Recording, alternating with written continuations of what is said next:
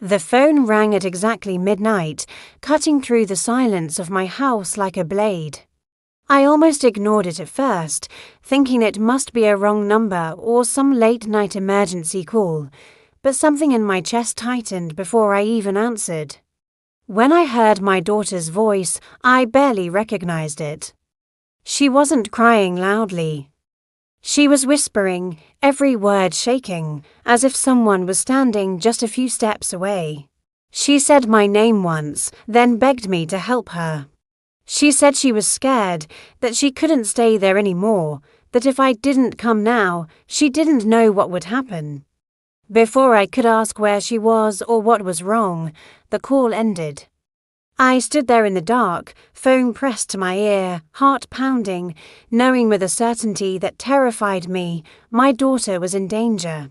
As I rushed to get dressed and grabbed my keys, memories flooded my mind. Her wedding day, her smile, the way she had insisted everything was perfect even when I sensed something wasn't right. Over the past year, she had changed in quiet ways. She called less often. When she did, she sounded distracted, careful with her words. Visits were always cut short, excuses ready before I could question them. I told myself it was marriage, adulthood, a busy life. But now, speeding through empty streets under streetlights that felt too dim, every small moment replayed like a warning I had failed to understand. When I reached her place, she was already outside, standing barefoot on the cold ground, wrapped in a thin sweater, her face pale under the porch light. The door behind her was closed, but the fear in her eyes told me everything. She didn't look like someone who had just argued with her husband. She looked like someone who had just discovered a truth that shattered her sense of safety. As she climbed into the car, her hands shaking so badly she could barely close the door, she whispered that she had found something she was never meant to see. Something her husband had hidden so carefully that once it was exposed, there was no going back. Driving away, she stared straight ahead, tears silently running down her face. She said she hadn't planned to call me that night. She had tried to convince herself to stay quiet, to wait until morning, to pretend she didn't know what she knew. But the look in his eyes after she confronted him changed everything. It wasn't anger alone, it was panic, calculation, the cold realization that his secret was no longer safe. That was the moment she understood she wasn't just dealing with lies. She was dealing with danger. As the city faded behind us and the road stretched empty ahead, I felt a mix of fear and rage I had never known before. My daughter wasn't just afraid she was betrayed. The man she trusted with her life had been hiding something so dark that it turned her home into a place she had to escape from in the middle of the night. And as she finally leaned her head against the window, exhausted and broken, I knew this wasn't just the beginning of her story. It was the moment a terrifying truth would come into the light, changing all of our lives forever. She didn't speak for a long time after we reached home. She sat on the edge of the couch, still wearing that thin sweater, hands wrapped around a cup of tea that had long gone cold. Her body trembled as if the night air had followed her inside. I didn't push her. I knew this kind of fear needed space before it found words. When she finally looked up, her eyes were swollen, not just from crying, but from shock. She said she felt stupid for not seeing it sooner, and that sentence alone told me how deeply this had already scarred her. She began slowly, choosing each word carefully, as if saying the wrong thing might bring him crashing through the door. She explained that the secret hadn't revealed itself all at once. It had started as a feeling, an unease she couldn't explain. Her husband guarded his phone obsessively, leaving the room to take calls, changing passwords, deleting messages in front of her with casual precision. When she asked, he laughed it off, accused her of being insecure, reminded her how much he worked and how tired he was. She wanted to believe him. Love often chooses comfort over truth, Over time, that unease grew heavier. She noticed unfamiliar names, late-night messages, bank statements that didn't add up. When she questioned him again, his tone shifted, not loud. Not violent but sharp, controlled. He warned her not to dig into things she didn't understand. That warning stayed with her. It echoed in her head long after the conversation ended. Still, curiosity and fear pushed her forward. One night, while he slept beside her, she did what she had never done before. She checked his phone. What she found didn't just hurt her, it terrified her. Messages that weren't about an affair or a simple betrayal, but about things far darker. Things that explained his secrecy, his sudden mood changes, his need to control her movements and isolate her from others. She didn't tell me every detail, and I didn't ask.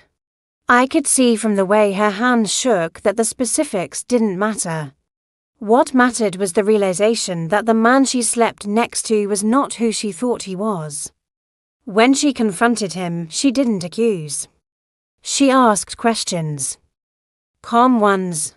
But the moment he realized she knew too much, his mask slipped. His eyes changed, first cold, alert, calculating. He didn't deny it. He didn't apologize. He told her she had misunderstood, then warned her that some truths were dangerous. He reminded her how dependent she was on him, how alone she would be without him. It wasn't a threat screamed in anger.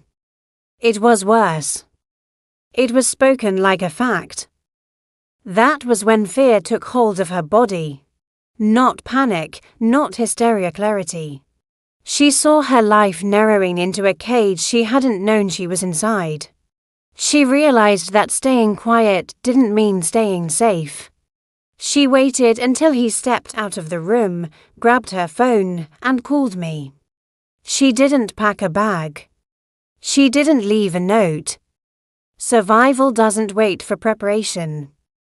As she told me all this, something inside me broke and hardened at the same time. I felt rage at the man who had done this to her, and guilt for not seeing it sooner. Parents like to believe they would always know when something is wrong. The truth is far more painful. Sometimes our children suffer quietly, protecting us from worry while destroying themselves in silence. That night, I stayed awake while she slept fitfully on the couch, flinching even in her dreams. I listened to every sound outside, every passing car, every creak of the house. I realized that her fear had become mine too. Whatever secret she had uncovered, it had already changed everything. And as the night stretched on, one truth became clear to me with terrifying certainty. Bringing her home was only the first step. What lay ahead would test all of us in ways we were not prepared for. The next morning arrived quietly, almost disrespectfully normal. Sunlight slipped through the curtains, birds made their usual noise, and the world behaved as if nothing had happened, for her. That normalcy felt unreal. She woke suddenly, disoriented. Eyes scanning the room before she remembered where she was. When she realized she was safe, her body relaxed just enough for exhaustion to hit her all at once. She sat up slowly, pressing her palms to her face, as if trying to hold herself together. She apologized again and again for coming in the middle of the night, for causing trouble, for putting me in danger. Each apology felt like a wound reopening. I told her she never needed permission to be safe. But years of being conditioned to feel like a burden don't disappear overnight. She had learned to minimize her pain so well that even now, after everything, she struggled to believe her fear was justified. As the day went on, pieces of her married life began to surface, details she had never shared before. She spoke about how her world had slowly shrunk after the wedding. At first, it was subtle. He didn't like certain friends of hers, said they were a bad influence. He questioned why she needed to visit family so often. When she protested, he accused her of choosing others over him. To keep the peace. She compromised. One cancelled plan turned into many, one missed call turned into distance before she realized it, she was almost completely isolated. She described how he monitored her without making it obvious, questions disguised as concern, comments framed as jokes. He always knew where she was supposed to be, how long she should take, who she should be with. If she deviated, even slightly, he noticed at the time. She told herself it was attentiveness, even care. Now, looking back, she saw it clearly for what it was: control. The secret she discovered explained so much: his paranoia, his need to dominate the narrative, his fear of exposure. She told me that after confronting him, the house no longer felt like a home. Every wall felt closer, every sound felt amplified. She became hyper-aware of her movements, her words, even her breathing. She slept lightly, always alert, always listening. Safety had disappeared long before she ran, she just hadn't named it yet. Throughout the day, her phone buzzed with missed calls and messages. She didn't open them. The sight of his name alone made her hands shake. She asked what she should do, whether she should explain, whether disappearing would make things worse. Those questions carried the weight of someone who had spent too long managing another person's reactions instead of her own needs. I told her the truth: her safety mattered more than his comfort, more than explanations, more than appearances. As evening approached, fear returned in waves. She worried he would come looking for her. She replayed his words in her head, questioning whether she had overreacted, whether she had misunderstood what she saw. That self-doubt was one of the most painful things to witness. Even after uncovering the truth, she was still fighting the voice he had planted in her mind, telling her not to trust herself. That night, she admitted something she had never said before. She had thought about leaving in the past, not seriously, not with a plan, but the thought had crossed her mind during moments when his behavior scared her. Each time she dismissed it, she told herself every marriage had problems, that love required patience, that things would get better. Hope, she realized now, had kept her trapped just as much as fear. As she finally lay down to rest, she asked a question that stayed with me long after the lights were off. She asked who she was without him. The question wasn't dramatic or emotional, it was quiet, almost curious. It revealed how deeply he had woven himself into her identity. For years, her choices, her routines, her sense of self had revolved around managing his moods and expectations. Stepping away felt like stepping into emptiness.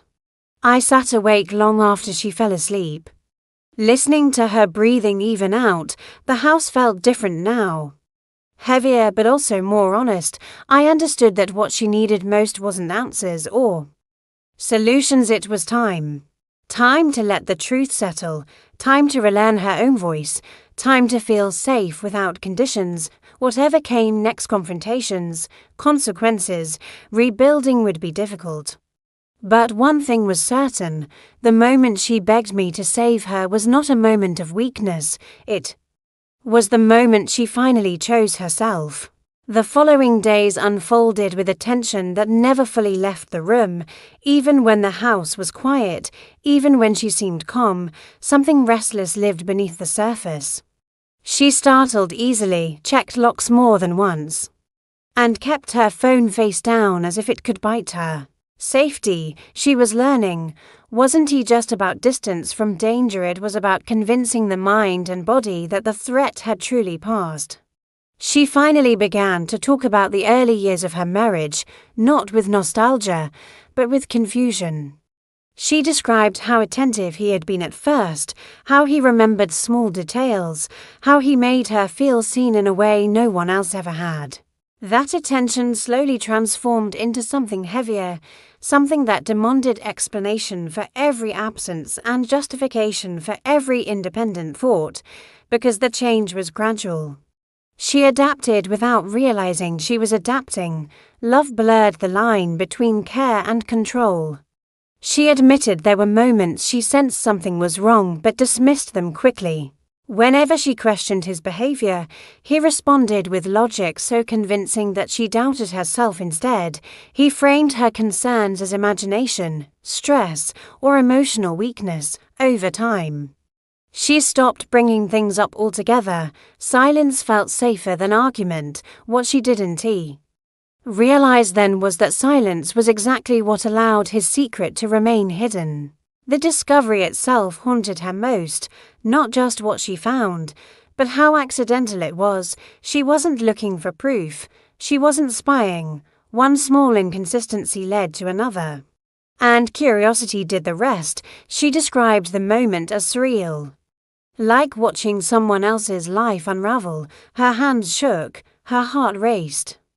But her mind went eerily still. She said part of her wanted to close everything and pretend she'd seen nothing, because knowing meant responsibility and danger. After that night, she began noticing things she had once overlooked. His sudden changes in tone. His increased monitoring of her movements. His insistence on knowing who she spoke to and what she said. What once felt like jealousy now felt like fear, his fear of exposure. She realized that the relationship had shifted without her consent, and she was now living inside the consequences of a truth he never meant for her to find. One afternoon, she asked me a question that caught me off guard. She asked whether I thought people like him were born that way, or whether something made them change. The question wasn't curiosity, it was self-blame searching for relief. I told her what she needed to hear, even if she wasn't ready to believe it fully. His choices were his own, and nothing she did caused him to hide what he hid or become what he became. She struggled deeply with the idea that the man she loved and the man she feared were the same person. Accepting that felt like losing something fundamental, not just about him, but about her ability to judge character. She wondered aloud how she could ever trust herself again if she had been so wrong before. That fear ran deep. It threatened to turn inward, to convince her she was incapable of making safe choices. I reminded her that deception works precisely because it's convincing. Trusting someone isn't a flaw, it's human. As the days passed, practical concerns began to surface alongside emotional ones.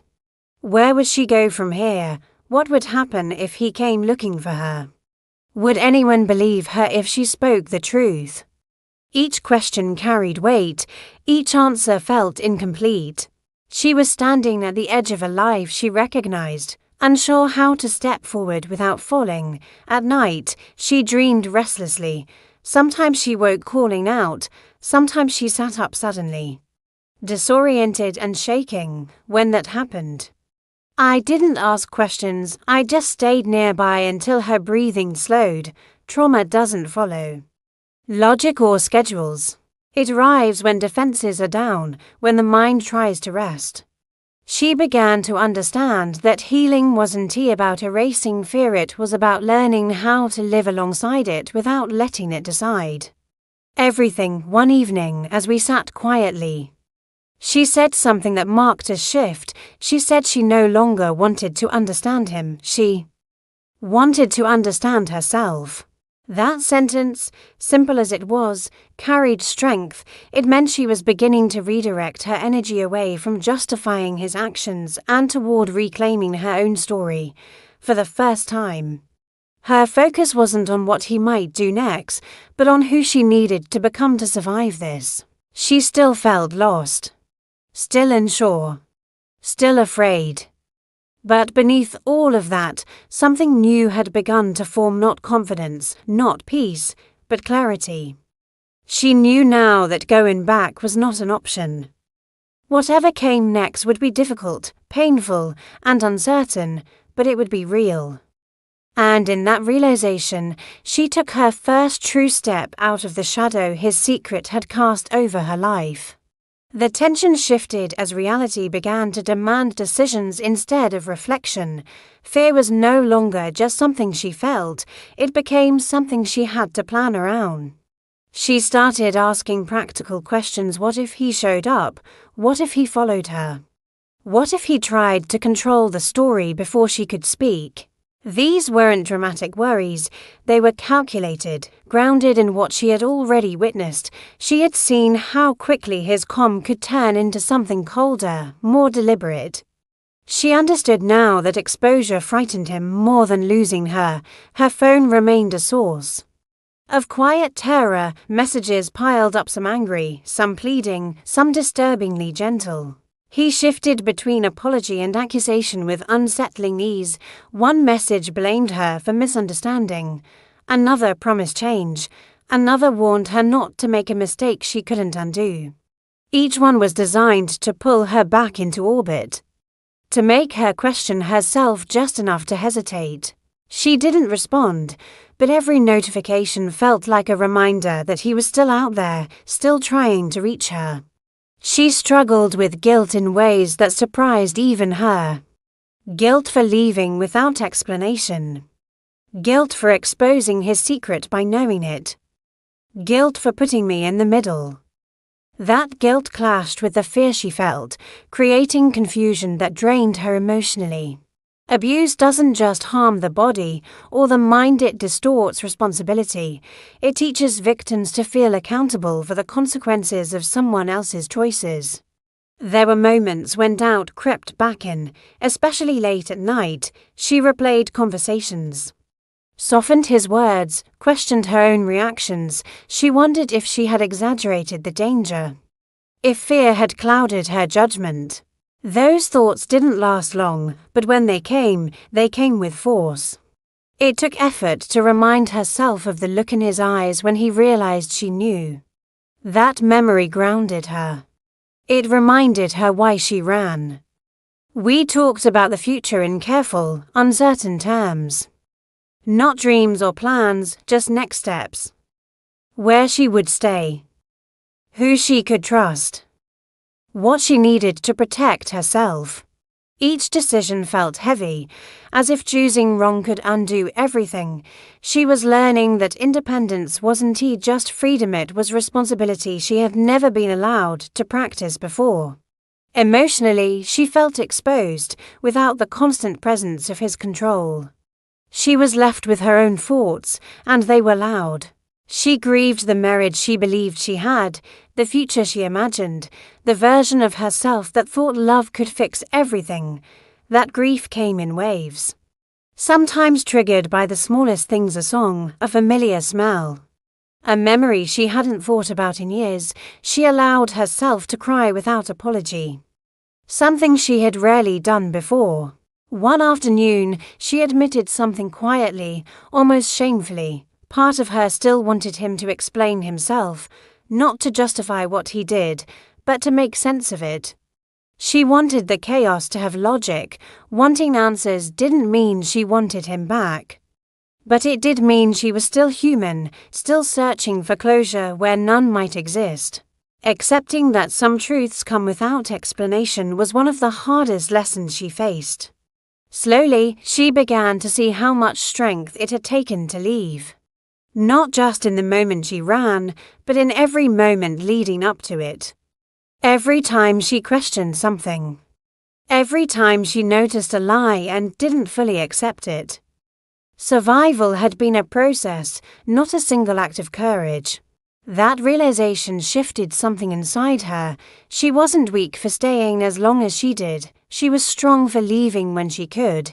By the end of those days, fear hadn't disappeared, but it had changed shape. It was no longer paralyzing. It had become a warning, a signal rather than a prison. She was still cautious, still guarded, but no longer frozen. For the first time since the night she fled, she wasn't just reacting to danger, she was preparing for life beyond it. As more time passed, the sharp edge of panic softened into something steadier, though no less serious.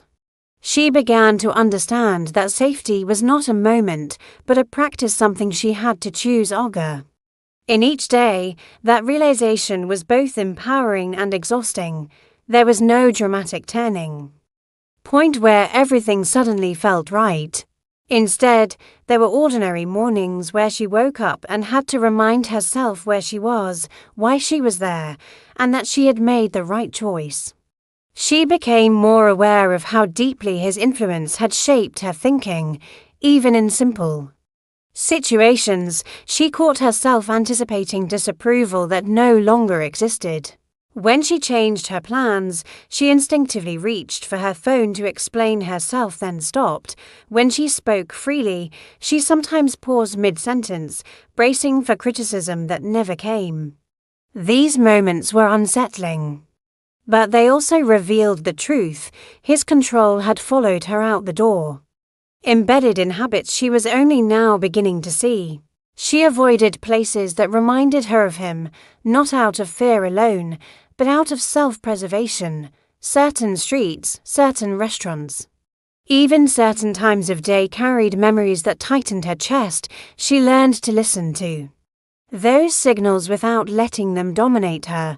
Avoidance wasn't weakness, it was strategy. She was choosing herself in ways she had never been allowed to before.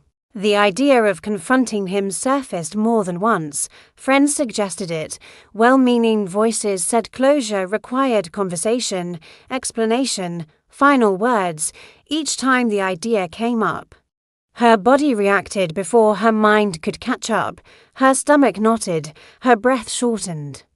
Her hands went cold. That reaction told her everything she needed to know. Closure, she realized, did not require placing herself back in danger. Some doors are meant to stay closed, not for punishment, but for survival. She also began to confront another fear, the fear of being defined by what had happened. She didn't want her life to be reduced to his secret, his choices, his darkness. She wanted space to exist as more than a victim, more than a cautionary tale. That desire pushed her to reconnect with parts of herself that had gone quiet. She picked up old interests without pressure to excel. She allowed herself to enjoy things without questioning whether she deserved them. There were moments of anger that surprised her with their intensity. Not the explosive anger she had been taught to fear, but a focused, clarifying kind. Anger at being deceived. Anger at the time lost. Anger at how easily others dismissed her experience once they learned it came from someone she loved. Instead of pushing that anger away, she began to sit with it, to understand it. It wasn't asking to be acted on, it was asking to be acknowledged. Trust became a complicated concept. She didn't trust easily, and she didn't try to. She learned that trust wasn't something owed or rushed, it was something earned over time. Through consistency and respect, even trusting herself took practice. When doubt surfaced, she reminded herself of the facts, not the softened memories, not the excuses she once made, but the reality that had driven her to run in the middle of the night. Slowly, almost without noticing, she began to feel stronger, not fearless, not invincible, but grounded. She spoke with more certainty. She made decisions without over-explaining. She allowed silence without filling it with apologies. These changes were subtle, but they mattered. They marked a shift from survival to self-respect. One evening, she said something that captured how far she had come. She said she no longer felt like she was running away. She felt like she was moving forward. The difference between those two feelings was everything. Running is driven by fear, moving forward is guided by choice. That distinction gave her a sense of direction she hadn't felt in a long time. She still carried uncertainty. Questions about the future remained unanswered, but the urgency had faded. She no longer felt like time was closing in on her. For the first time, she believed that whatever came next didn't have to be perfect, it just had to be safe, honest, and hers. And in that belief, quiet but unshakable, she found something she hadn't expected to find so soon: confidence. Not the kind that announces itself, but the kind that steadies you when everything else feels uncertain. The kind that grows when you realize you survived not by luck, but by listening to yourself when it mattered most. By the time she reached this point, something fundamental had shifted inside her. The world no longer felt like a place she had to tiptoe through, constantly calculating someone else's mood. She was still careful, still aware of how quickly life could change. But the fear no longer sat at the center of every thought. It had moved to the edges, where it belonged. In its place was a growing sense of clarity, quiet, steady, and earned. She began to speak about what happened with more confidence, choosing her words not to soften the truth but to own it. There was power in that, each time she told her story without minimizing it. She reclaimed a piece of herself that had been taken through silence and secrecy.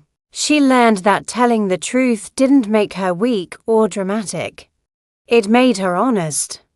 And honesty, she realized, was something she had been denied for a long time. There were still moments when memories surfaced unexpectedly.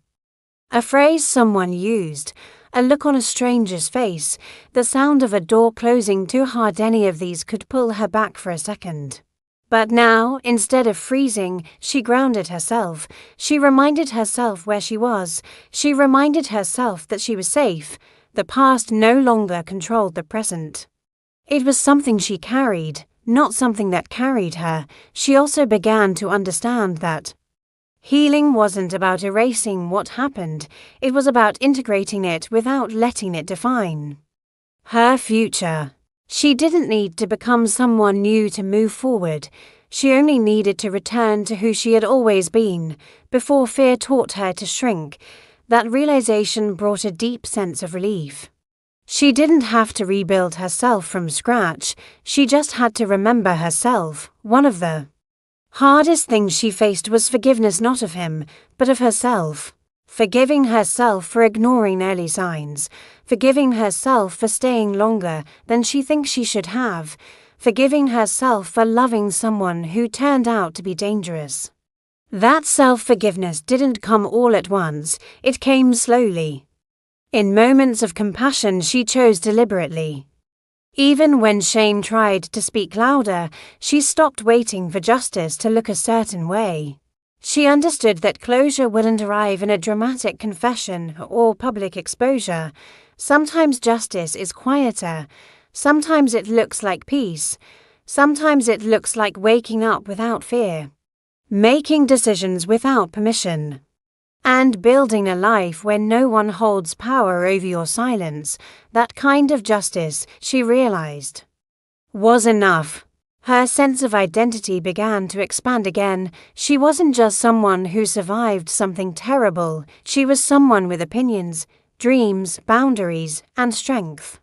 She began to imagine a future not defined by what she escaped, but by what she chose. The idea of happiness no longer felt unrealistic or undeserved. It felt possible, carefully, responsibly, but genuinely possible. There was one moment, small but significant, that stayed with her. She laughed, really laughed without immediately checking herself. No guilt, no fear, just a spontaneous, honest sound. When she noticed it, her eyes filled with tears, not because she was sad, but because she realized how long it had been since laughter felt safe. That moment became a marker of how far she had come. She no longer asked why it happened as often. The question lost its grip on her. Instead, she asked herself better questions. What do I need now? What makes me feel strong? What kind of life do I want to protect? Those questions guided her forward in ways the old ones never could. By the end of this journey, she wasn't untouched by what she endured, but she was no longer broken by it. She had learned that survival is not just about escaping danger. It's about rebuilding trust with yourself, reclaiming your voice, and choosing peace even when the past tries to pull you back. And standing there, steady and awake to her own strength, she finally understood something profound. The darkest secret revealed that night did not destroy her. It revealed her power to walk away and to live. As the story comes to a close, It is clear that this journey isn't just about surviving danger, it is about reclaiming life, strength, and self-worth. She has stepped out of fear's shadow, learning to trust herself, honor her boundaries, and embrace a future that is hers to shape. The scars remain, but they no longer define her. They are proof of resilience, courage, and the power of choosing oneself over fear. This story is a reminder that even in the darkest moments, hope and strength can emerge, and survival is only the beginning of reclaiming life. If this story moved you, inspired reflection, or resonated with your own experiences, make sure to subscribe for more real-life emotional journeys and cinematic storytelling. Hit the notification bell so you never miss a story that touches the heart. And share this video to spread awareness about recognizing danger in relationships and the strength it takes to walk away. Your support helps bring more voices and stories to light, proving that healing is possible for everyone willing to take the first step. Subscribe now and join our community where every story matters, and every journey toward hope and safety is celebrated.